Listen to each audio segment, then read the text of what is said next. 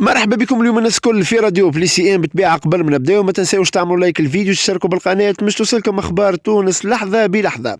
هكذا منذ قليل الناشط السياسي نبيل الرابحي في تدوين على حسابه الرسمي بمواقع التواصل الاجتماعي فيسبوك بانه هنالك تعزيزات وطوق امني كبير حول منزل رجل الغنوش الان، وضم زوج تدوينات اللي نزلهم. التدوينه الاولى قال فيها عاجل الان تعزيزات وطوق امني حول منزل رجل الغنوشي، والتدوينه الثانيه قال يبدو انها ستكون ليله الفرحه التي انتظرها كل التونسيين والتونسيات منذ سنوات كشمات. ويذكر بأن رجل الأعمال نعمان اللوز الذي تم إلقاء القبض عليه اعترف على جملة من المعلومات الخطيرة عن رجل الغنوشي وخيام التركي وكمال الطيف وعبد الحميد الجلاسي وكل المتورطين بقضايا التآمر على أمن الدولة. كما كشفت الأستاذة وفاء الشاذلي على صفحتها الرسمية بمواقع التواصل الاجتماعي فيسبوك بأنه على حسب الأبحاث الأولية اعترف نعمان اللوز بأنه قد تم الضغط عليه من طرف خيام التركي ورجل الغنوشي، وذلك من أجل إخفاء مادة القهوة من السوق. كما أكد بأنه عقد 5 جلسات بمنزل خيام التركي بحضور كل من خيام التركي رضا بالحاج عبد الحميد الجلاسي وكمال الطيف.